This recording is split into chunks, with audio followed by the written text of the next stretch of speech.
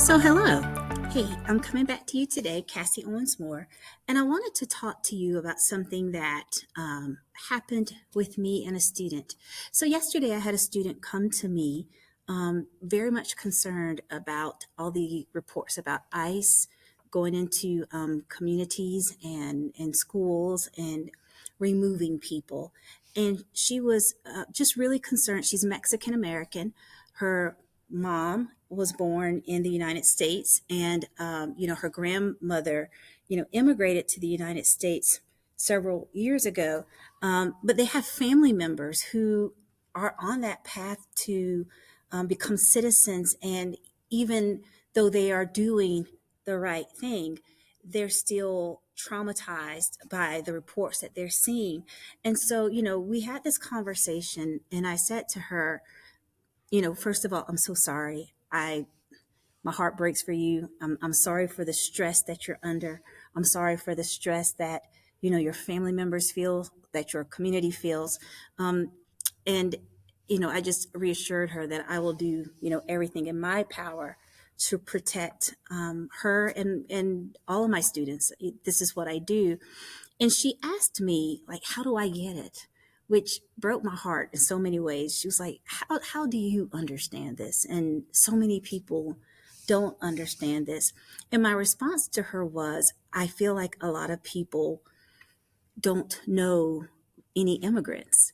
So it's easy for you to other people and to make comments about people that you don't know, that you've never thought about their perspective. So I'm coming to you today to bring you some books so that you can have these conversations in your classroom, or maybe just in your home, maybe just educating yourself.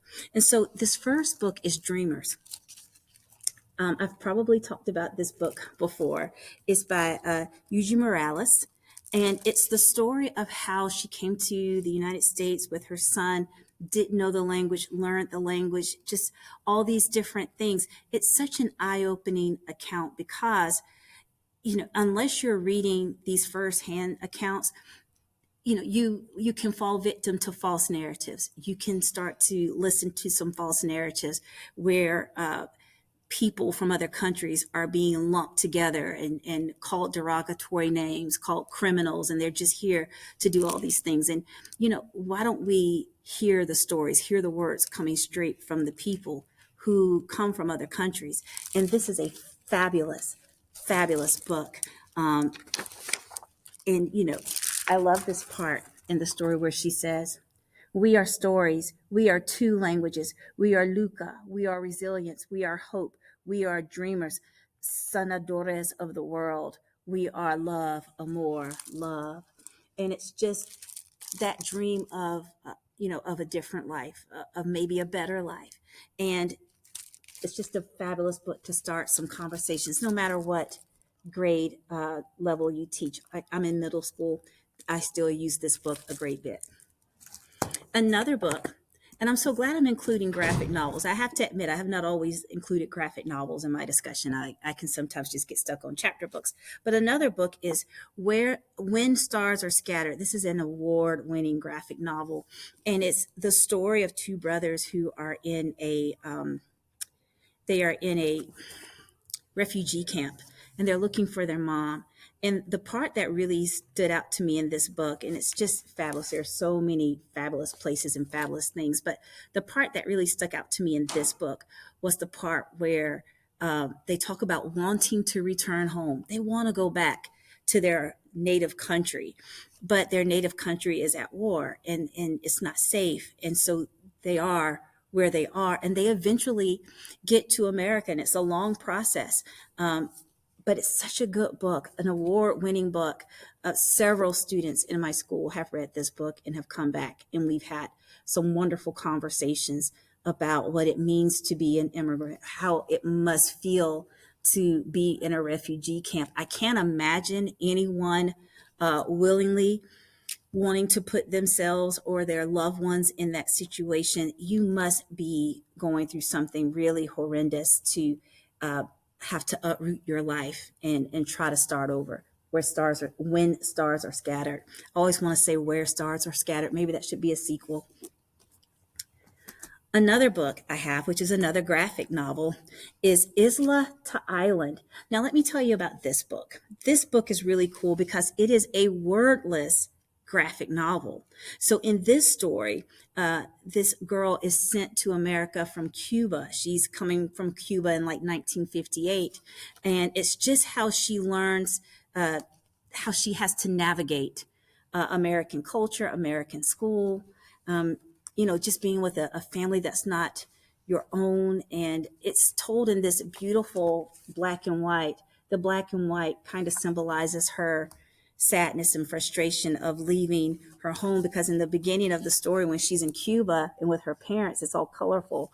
But as she comes to the States, it becomes more gray until she starts to make friends and find her way in this country. Again, this is not an easy story. This is not a story of someone who willingly wanted to leave. They just had to leave for safety. And I think those kind of conversations need to happen in schools.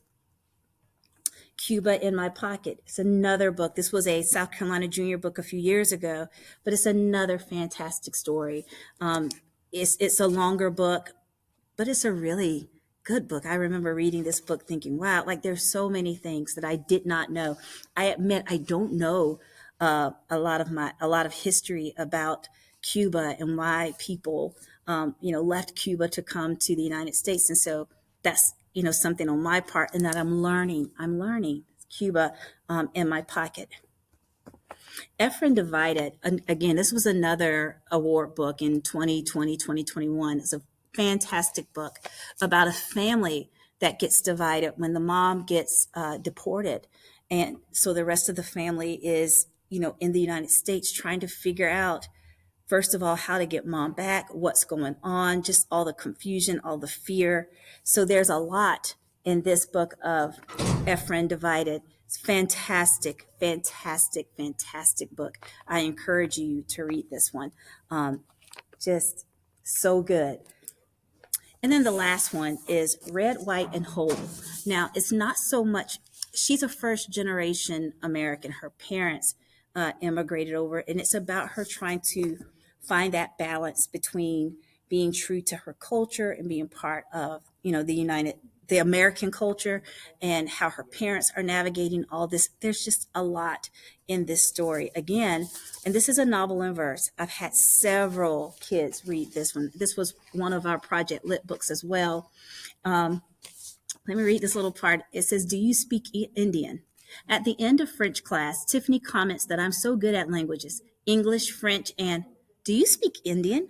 So many things float through my mind as I watch her twist a straight, silky lock of blonde hair around her finger.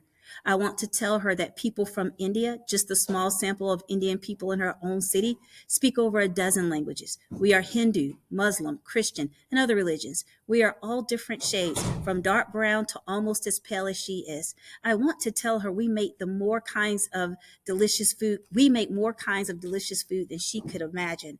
I want to tell her, despite our differences, we have so much in common, trying to make our lives here. I want to tell her I've never studied Tamil and Kannada, the languages my parents speak.